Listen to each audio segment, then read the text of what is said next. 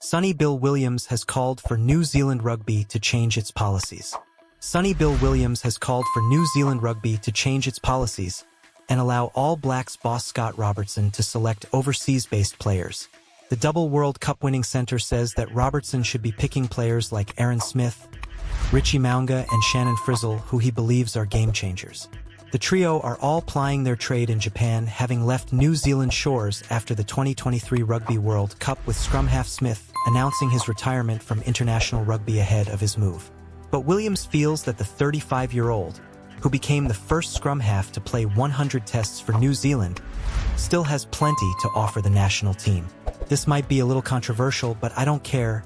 He'll say it, the former center said on Stan Sports between two posts. We should be picking those guys, it's that easy.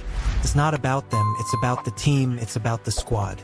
First and foremost, it's about the cattle, and if we have these players, we have a Shannon Frizzell to pick from, we have Aaron Smith to pick from, they are game changers. If you are a fan of All Blacks, write Go All Blacks in the comments and subscribe to the channel. Justin Marshall.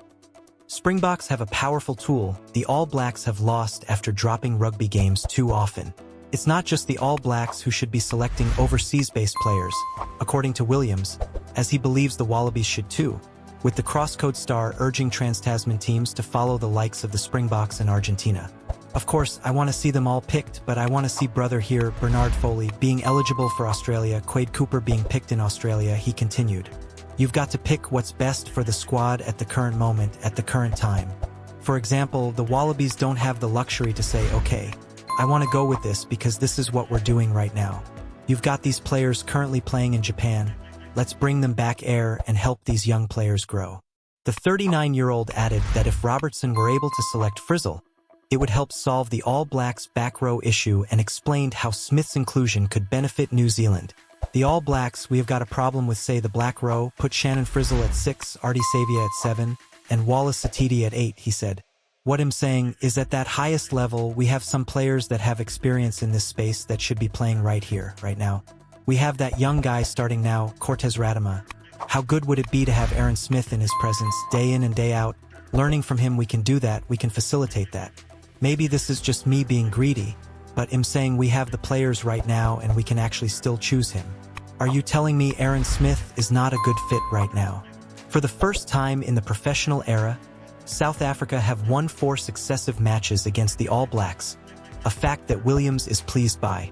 The center was part of an All Blacks team that not only won the 2011 and 2015 Rugby World Cups, but also dominated internationally during the years in between. This year, New Zealand have not only lost back-to-back matches against South Africa, but also fell to a defeat to Argentina in their Rugby Championship opener. Despite the results, Williams was able to see some positives in the All Blacks' performances as they ran the Springboks close in both matches in South Africa. Look what South Africa are doing, players can play anywhere in the world.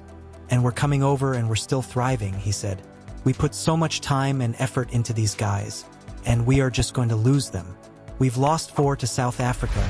I'm not happy because I know what the All Blacks are capable of. Read more. All Blacks legend urges Scott Robertson to make radical changes ahead of Bledisloe Cup clash.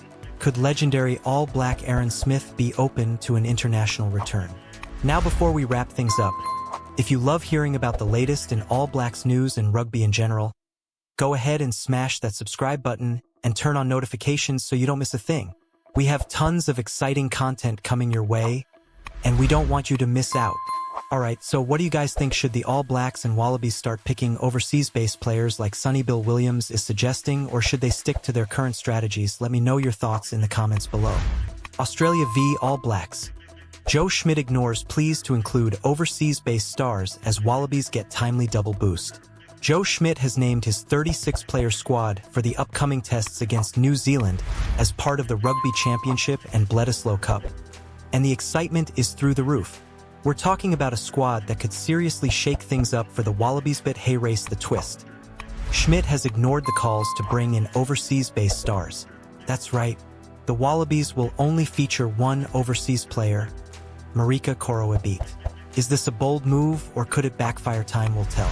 If you're a fan of the All Blacks, write Go All Blacks in the comments and subscribe to the channel. The Wallabies are gearing up for 2 massive tests against New Zealand, but things are already heating up off the field. Australia is coming off a pretty embarrassing 67-27 loss to Argentina, which has definitely raised some eyebrows.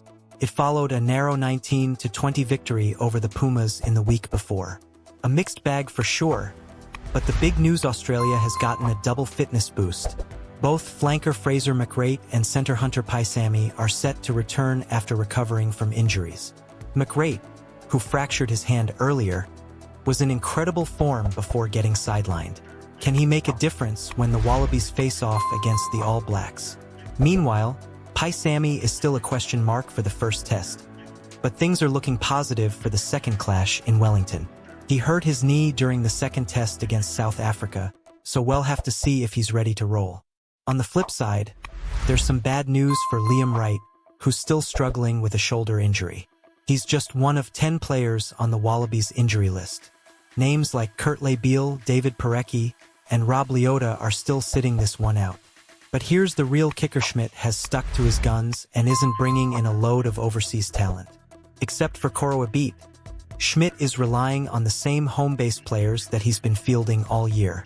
Some people are saying this is a huge mistake, while others believe it's a necessary move to build long-term cohesion in the squad. Schmidt has called up 2 uncapped players, winger Corey Toole and inside center David Feliui. Can these new faces make an impact? Some ex-Wallabies have been pretty vocal, urging Schmidt to follow the lead of teams like the Springboks in Argentina, who aren't afraid to call on their overseas-based players. But Schmidt seems set on proving a point. Only time will tell if it works out. The squad will be assembling in Sydney this Sunday to prepare for what's sure to be a fiery opening Bledisloe Cup test next Saturday at Accor Stadium. Then, it's across the ditch for the return match in Wellington. The stakes are high and Schmidt knows it.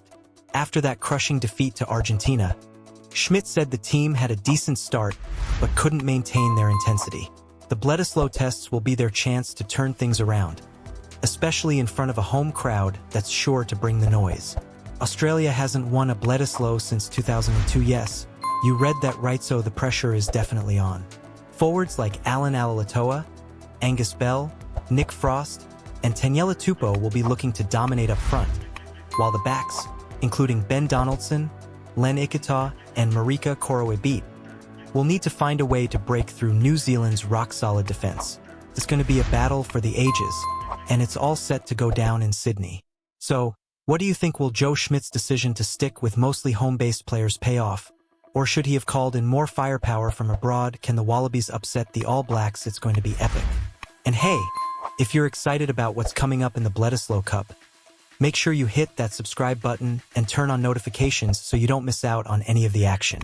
We've got all the latest updates, analysis, and behind-the-scenes content coming your way. To wrap it all up, we've got a Wallabies team looking to bounce back from a rough few weeks, boosted by the return of key players, but with the big question mark hanging over Schmidt's decision to ignore the overseas talent pool. It's a gutsy move, and now it's all about whether or not it'll pay off on the field. What's your take on all of this? Do you think the Wallabies stand a chance against the mighty All Blacks? Let us know in the comments below. Want to hear from you.